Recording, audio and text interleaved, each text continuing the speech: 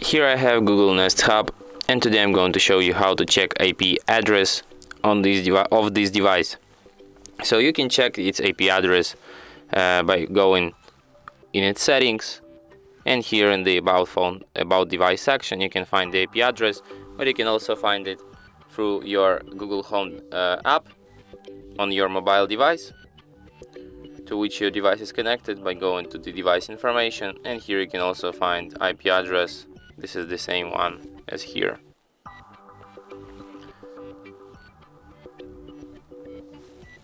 And that's it. Thanks for watching.